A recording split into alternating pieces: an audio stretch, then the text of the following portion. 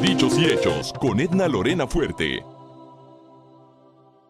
Soy Edna Lorena Fuerte y presento para ustedes Dichos y Hechos desde el suroriente de nuestro querido Juárez. Aquí atrás está la Clínica 66 del Seguro Social, donde han sido trasladados muchas de las víctimas de esta lucha contra el crimen organizado que emprendió desde el 2006 Felipe Calderón. El día de hoy vamos a analizar qué tan efectiva ha sido esta lucha y que ha propiciado 50,000 muertes a nivel nacional y casi 5,000 en nuestro querido Juárez. También estoy exactamente en la calle que daba a Villas de Salvarcar en enero del 2010, una calle que en ese entonces estaba totalmente desarticulada, con hoyancos y de muy difícil acceso, y en donde, ustedes recuerdan, fue ocasional la tragedia en enero del 2010, y de ahí se desprendió el programa que Felipe Calderón implementó para Juárez, el llamado Todos Somos Juárez. Acompáñenos el día de hoy, que vamos a analizar hacia dónde vamos con esta lucha del crimen organizado. No se lo pierdan.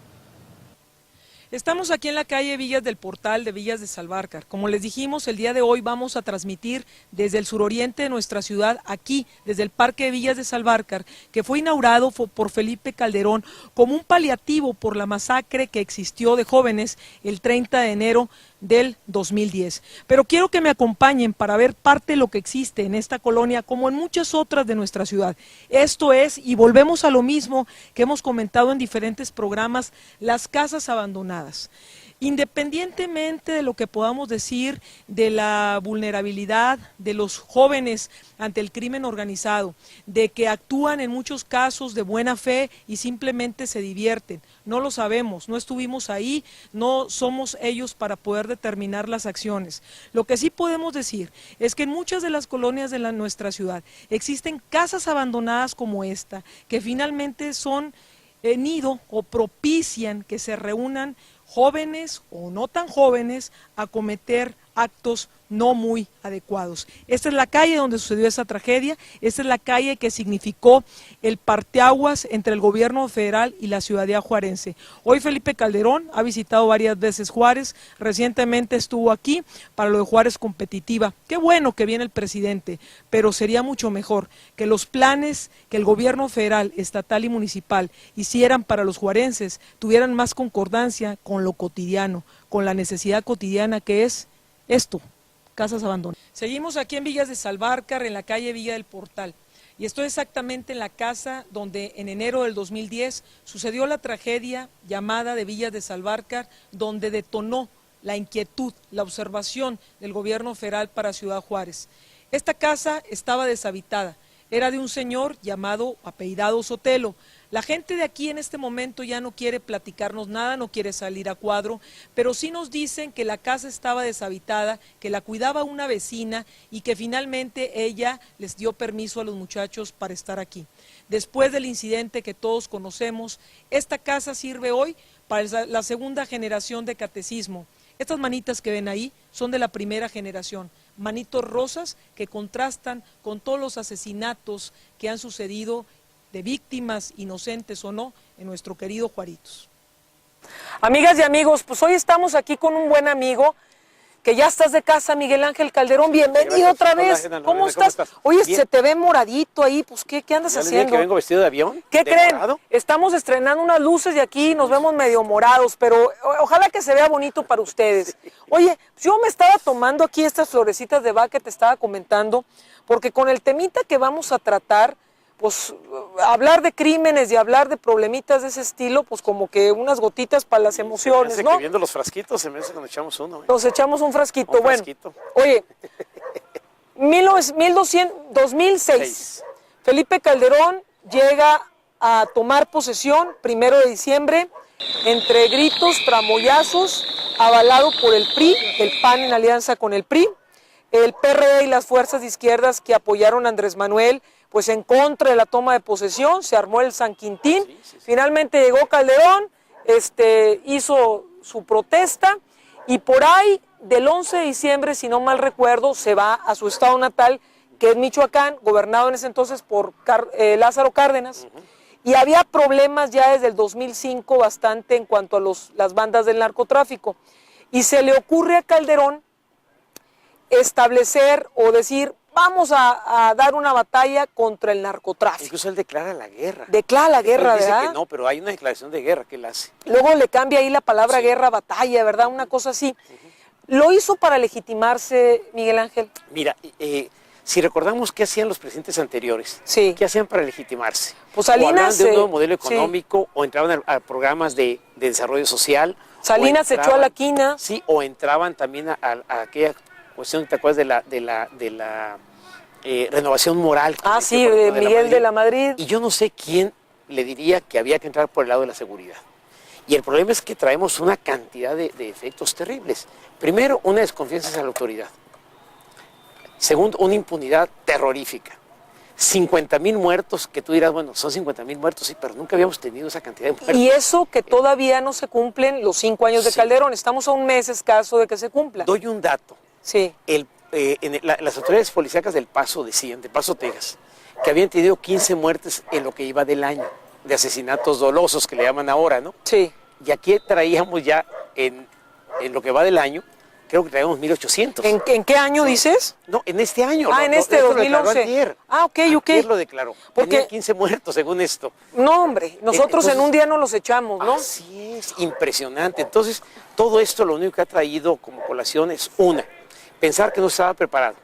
Segundo, se destapó toda la cloaca que había, desgraciadamente, con todas las estructuras policíacas del país. Se pretendió formar una nueva policía que además se hizo con un nivel de improvisación brutal. Sí. Y lo estamos viendo. Sí. ¿No? Se procedió a hacer una serie de esquemas, digamos, extranjeros de análisis de confianza que no los pasa ni el más santo del mundo. O sea, el inviables. más santo mexicano. Inviables, sí, absolutamente, porque además es larguísimo el examen, preguntas capciosas, es decir, entran en un esquema en el cual no es fácil pasar este tipo de... A ver, Calderón esquemas. empieza en Michoacán y empieza muy fuerte el problema en Michoacán. Y yo me acuerdo que todavía en el 2007, aquí en Chihuahua y muy particularmente en Juárez, no había tanto, se veían cosas, no era evidente. pero esa es la palabra, no era tan evidente. Pero en enero del 2008 Sí. Capturan a Saulo Reyes, otrora jefe administrativo, no sé, que tenía un puesto ahí de la policía, recomendado con santo y seña por las grandes vacas sagradas de la iniciativa privada de Juárez, participante en gobiernos panistas, en gobiernos priistas, en fin. Es un muchacho joven. Joven, bastante joven. Y lo agarran en El Paso con un cargamento relativamente pequeño. Lo agarran y se desata todo. Yo tomo ese punto como el boom del crimen organizado, o sea, de todos los asesinatos y toda la violencia que se nos vino aquí en Ciudad Juárez. Sí. Pero yo me acuerdo que en ese entonces, todavía ahorita a veces nos decían, pues es en Juárez. Esto es en Juárez, es en lugares localizados del país, era parte del discurso también. Pues en Juárez, claro, es El Paso, el Chapo se quiere apoderar de Chihuahua y de Juárez, los Carrillo no lo dejan, etcétera. ¿Y hoy qué pasa, Miguel? Es 2011 y estamos hablando de Chihuahua, sí. Estamos hablando de Tamaulipas, Nuevo León, Monterrey, increíblemente donde hace Michoacán, Nayarit. Bueno, Guerrero. Por supuesto, Guerrero, Veracruz. Cuando hay 7 estados que la rifan, digamos, desde ese punto de vista. Y que se dicen los medios, pero hay otros, por ejemplo, échale Morelos, Zacatecas, San Luis Potosí, obviamente Aguascalientes, que está pegado a Zacatecas, que está callado. Que está callado. Los medios tienen un control distinto de los medios, el gobierno, y entonces calla muchas de estas cosas. Pero existe el problema. Mira, hay gente que habla de que en Tampico, desde hace 10 años, hay la extorsión. Fíjate. En los puestos de la esquina, hace 10 años. Fíjate, o sea, hay muchas cosas ocultas que además entraron en complicidad, desgraciadamente, todos los cuerpos policíacos, y que de pronto, con la crisis, hacen explosión, porque además se junta el aspecto del combate al narcotráfico con la crisis económica. Con la crisis económica. 2008. 2008. Entonces, Sí. esta caída es brutal. Y entonces, bueno, ¿a quién le echo la culpa? ¿A la seguridad o le echo la culpa a la economía? Claro. Y llega un momento que uno llega a confundir, pero finalmente pues, parece ser dos fenómenos que confluyen en un tiempo relativamente muy corto, pero que finalmente vienen acumulándose. Por ejemplo, en el caso de la economía, esta no se venía recuperando a partir del 2000. Claro. Teníamos 8 años En y no habíamos recuperación. logrado el nivel de empleo todavía. Así es. Traíamos problemas de narcotráfico, ya se hablaba desde los años 90 de la cantidad de picaderos que había, se hablaba de... Que aquí, por cierto, el gobierno panista de Elizondo, pues, ahora sí que fue una explosión de picaderos, ¿no? Sí, se habló incluso de 2.500, sabía quién era Tremendo, quién. sí. Lo vemos desde el año 83 con el crimen de mujeres, Claro. que se asociaba también con narcotráfico, con una cantidad de cosas enormes. Sí. Entonces traemos, si lo vemos desde el punto de vista de Chihuahua, del 83 a la fecha. O sea, estamos hablando de 27 años, de Sí. 28 años, de niveles crecientes de inseguridad, que no fueron atacados adecuadamente, o porque no eran del municipio, o no eran del Estado, y pasaban a ser problemas federales. Y la federación se desatendía. Entonces, lo que estamos viendo en Juárez, ¿tú crees que en este análisis de los 50,000 muertos a nivel nacional, casi 5,000 a nivel de Ciudad Juárez Sí. en este tiempo, es un reflejo o puede ser como un laboratorio de lo que realmente sucede en el país? Es que a lo mejor ¿Verdad que sí? Muchas de las cosas que han pasado en Juárez se veían después en México. Voy a poner el caso estrictamente de la maquiladora. Sí. ¿Dónde empieza la maquila? En Juárez. En Juárez. Ahorita está en 24 estados de la República, Claro. la maquiladora. ¿Se trasladó? Sí. Sí. Y siempre hemos sido como una especie de laboratorio. Claro. ¿No? La frontera, digamos, más poblada Sí. es Juárez El Paso. Sí.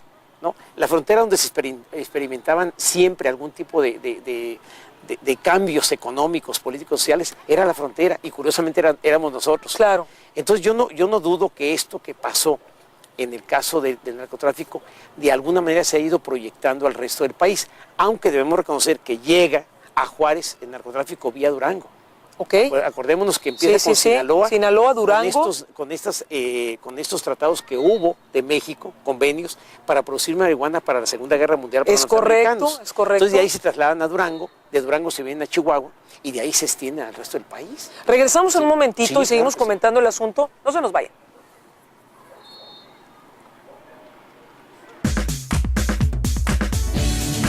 Porque los hechos no esperan. En un momento regresamos. Amigas y amigos, todos estamos expuestos al estrés. Los miedos, las ansiedades, los problemas cotidianos nos lo provocan. Yo tomo flores de Bach, que es una medicina alternativa. Ya está en la ciudad una terapeuta con mucha experiencia. Anímense, su teléfono es el 336-7521 y ustedes como yo seguro se van a sentir mejor. Continuamos.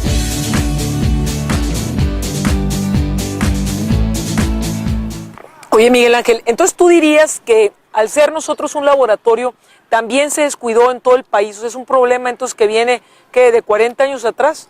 Sí, yo creo que sí. No, es más, ahí te va. A ver. En 1945 había una queja permanente en la ciudad que teníamos problemas de inseguridad por narcotráfico. Ah, sí, Por pues uso estaba la narcóticos. Nacha, ¿no? Pues estuvo poco después, ¿eh? Poco Pero después. desde antes había mucho contrabando de armas, había contrabando de licor y había contrabando de estupefacientes. Fíjate, No se desde los llamaba 40. narcotráfico, era estupefaciente en los Ajá. 45, 44, 45. Pero aquí lo interesante es que estas cosas que se fueron dando, y déjame ponerlo en el ámbito económico. Sí. La droga es, al igual que cualquier otra mercancía, o cualquier otro producto, es una mercancía. Es una mercancía. Y entonces hemos permitido el estupefaciente, hemos permitido el licor, hemos permitido el cigarro.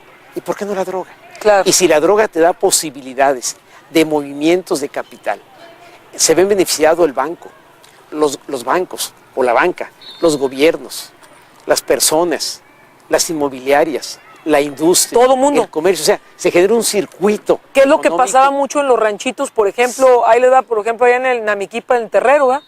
De repente un pueblo así nada, no había nada, ¿no? y de repente bajaban un fin de semana algunos, Sí. y había una derrama económica tremenda, Sí, ¿no? lo que dices. pasa es que había un respeto hacia la vida. Sí. Había una especie de Como código. código Ajá. de vida, y al mismo tiempo había una fuerza de control impresionante. Sí. O sea, había un gran respeto hacia el adulto, A un ver, respeto hacia el jefe. ¿aquí implica una fuerza del Estado para ese control? No, es una fuerza de los individuos Ok. que manejan esto, y además una asociación, seguramente con la autoridad también, o algún tipo de Pero el autoridad. Estado, dijéramos que controlaba más a esos grupos, les decía tú para allá, tú para acá.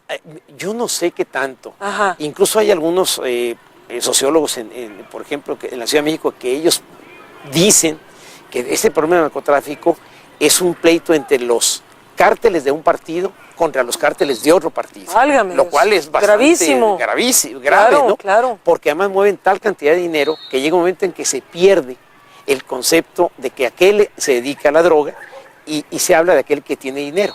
O sea, eso implica que los 50,000 muertos en ese contexto que hay en México, los 5,000 aquí en Juárez, pues finalmente, o la lucha contra el narcotráfico de Felipe Calderón tiene un sesgo que mucho se le ha criticado, que es el que apoya más al Chapo, que está en contra de los otros carteles. Y que está detrás de esto, vamos, el partido, a lo mejor no es el partido. No es el PAN, no es pues, el PAN, pero figuras que participan poderosas, en esto. ajá. Porque además, bueno, finalmente, para poder avanzar en la estructura política, necesitas recursos. Entonces, finalmente, por eso cuando le dicen a Calderón, oye, ¿por qué no trabajaste primero la inteligencia? Pues no me interesa, ¿verdad? Porque ya traen un conjunto de intereses. Sí, no, y aparte que- desmantelaron la inteligencia. Exacto, Sí. pero esos intereses le implican, bueno, pues vámonos directamente contra las otras bandas. Y surgen los daños colaterales que el mismo Calderón comentó, el mismo gobierno Que federal. son terribles porque es impunidad, Sí, es destrucción de bienes, sí, es quitarles el futuro a muchos de los hijos y las esposas de estas gentes, que muchos de ellos ni sabían que andaban en esto. Claro. Otros que sí sabían y que se involucraron. Sí. Pero bueno, finalmente los daños colaterales son terribles. los jóvenes, Miguel Ángel, No, es que... con el rollo de la crisis económica también, Mira, captados. cuando tú escuchas a una persona que te dice, prefiero llegar a los 40 viviendo bien, Ajá. y no vivir, llegar a los 70 viviendo pobre, ya Caramba. perdieron todo sentido de lo que es la relación con la vida, ¿no? Y la otra que hemos privilegiado en los últimos 30 años, que el que más tiene es el que más vale. Así es. No es el que más educa, no es el que más tiene valores, no es el que más juega en términos de deportes, no es el que más practica, digamos, cierto tipo de religión incluso, sino el que tiene dinero es el que está por encima, ¿sí?, del otro. Y entonces en este mercantilismo, dijéramos, de las relaciones sociales en las cuales estamos metidos, la gente pierde el objetivo de lo que realmente somos como sociedad y no le interesa vivir un año o 20 años. No Es la proyecta inmediatez, futuro. es la vida rápida, Es como la impresionante. comida rápida, la vida rápida. Sí. Ahorita me satisface y ya el consumo, ¿no? Y luego tenemos en los medios de comunicación películas, el internet, que ves la violencia todos los días y que finalmente Se te hace tan se te hace común. tan común. Entonces, mira, hay veces que tú ves, te comento un caso, asisto yo a una fotocopiadora y llega un cuate con una pistola a asaltar la fotocopiadora, el lugar, los clientes que estábamos ahí, pues hubo que entregar carteras y lo que tú quieras. Y tú lo ves y de pronto dices, si yo tuviera una pistola, yo me lo echaba. Así de plano. No, sí, pero lo haces no pensando más allá. Y dices, bueno, pero un muchacho que dice, no le hagan nada, déjenlo que se vaya. Él siempre pensando a lo mejor en que es un cuate, bueno, por algo lo hace, no entremos al juego de él, déjenlo ir porque a lo mejor lo matas y el ofensor se siente ofendido. Sí. Y entonces al rato tienes al hermano, tienes al primo, tienes a los amigos que llegan a molestar. Y entra la Comisión de Derechos Humanos, etcétera, Sí, y entonces etcétera. entra el problema de violencia por más violencia. Sí. Pero lo que pasa es que cuando tú ves todo esto en televisión, volviendo al caso, y ves cómo de pronto alguien desfunda una pistola y se echa a otro, y la pistola pues, es un disparo, punto. No hay una relación física como antes el gladiador, dijéramos que se peleaba, Sí. ¿no? Es directo. Tú dices, bueno, ¿por qué pensé yo esto? Entonces te quedas en un esquema de estrés y de confusión que dice, a mí no me enseñaron eso. Claro. Sin embargo, lo estoy viendo todos los días y yo quisiera que a este cuate le pasara algo. Pero dices, bueno, pero ¿qué hay detrás de por qué él actúa de esa manera? Y es muy complicado. ¿Y qué hay detrás de Muy por qué complicado. piensas tú ya de esa manera, verdad? Como Exactamente. ciudadano, Sí. o sea, entonces efectivamente la violencia ya está en el inconsciente de todos, ¿no? Sí, ese es el gran problema. Y cuando ya el hombre no tiene control de sus actos, se vuelve terrible, man. Claro. Y estoy hablando de hombres y mujeres y hasta de niños. Entonces, ¿el esquema que manejó Calderón se te hace fallido o bueno para cierto sector? No, yo creo que, y es claro, que cualquier país que utilice, cualquier estado que utilice la violencia, esta va a generar más violencia. A menos que seas un estado que tenga una capacidad mayoritaria o digamos, de un gran peso, que te enfrentes con una fuerza muy chiquitita y que puedas cancelarla. Porque algunos dirían, no bueno, es pues, cierto. pero es que finalmente el narco existía y lo que está haciendo Calderón, como cuando va a Estados Unidos y lo aplaude, ¿no? Es un héroe, ¿no? Porque enfrentó al crimen organizado. Claro. Yo les diría a los gringos, bueno, y nomás pasando el puente la droga se esfuma, ¿verdad? Sí. El crimen organizado está más allá que aquí, porque allá está la lana, los grandes potentados. Entonces, sí, ¿cómo jugar con esta parte de que es el héroe, de que sí enfrentó a lo que existía, a lo que estaba abajo del tapete, pero que estaba el mugrero ahí que existía, y cómo ponderarlo con otros intereses personales o de grupo que había y con lo que estamos viendo nosotros en lo cotidiano? Sí, pero ¿para qué si queremos seguir jugando a héroes y villanos? Sí, exacto. Si cuando tu función como gobierno es dar estabilidad a un país desde el punto de vista económico, político, social y de seguridad, si aquellos no hablan de héroes y villanos, no es porque no los tengan. Claro. Lo que pasa es que pasaron a un estatus superior, en lo cual dicen, yo ya tuve Superman, y ya tuve Aquaman, y ya tuve a Linterna Verde, ¿no? y a toda la bola, Sí, ¿no? entonces yo lo que hago es, hago mi trabajo, pero no saco a todos los que entran en el narcotráfico con fotografías. Eso, para un muchacho que no tiene condición educativa o condición de valoración de lo que significa, los pone como es héroes. una maravilla. Claro. Mira, he aparecido en el periódico tantas veces. Algún día me tocó escuchar a un muchacho que estaba en el Cerezo que dijo, ¿sabe que salí en televisión? Sí. Y entonces dijo, ¿y cómo saliste? No, hijo, pues cuando me aprendieron. Y luego, no, hombre, mis compas me vieron y me sentí re suave. Correcto. Entonces el cuate trascendió. O sea, él lo que quería era trascender. A lo mejor es un acto indebido, pero trascendió a través del medio de comunicación. ¿Que no podemos generar un esquema distinto de trabajo? Y lo mismo, ¿para qué generar héroes y villanos? O de pronto que aparece un policía golpeando a esta gente. O lo más dramático, el policía enmascarado. Claro, no. Y cuando que ya no sabes, tiene ¿no? que abrir, Sí, claro. tiene que estar totalmente al descubierto, claro. Y el policía está al cubierto, uno dice, ¿qué confianza tengo? Entonces estoy hablando de un estado encubierto, un estado al cual no le tengo confianza y un estado que no me está dando estabilidad. ¿Regresamos un momentito? Sí, claro que sí. No se nos vaya, y mientras pues sí me tomo las gotitas, oye, porque con tanta cosa se Échame estresa un uno frasquito mucho. aquí más. Ahí te echo un frasquito.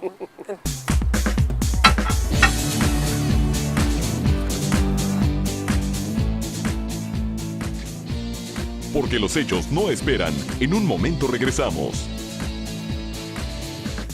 En un cortecito del programa ya me tocan mis flores de Bach. Es una medicina alternativa, son esencias naturales que no tienen adicción y que se usan pues, para restablecer las cuestiones de los miedos, las ansiedades, el estrés. Yo creo que a usted como a mí le van a servir. ¿Qué cree? Hay una terapeuta que ya está aquí en Ciudad Juárez, es muy buena, tiene mucha experiencia, yo se la recomiendo. Su teléfono es el 336-7521.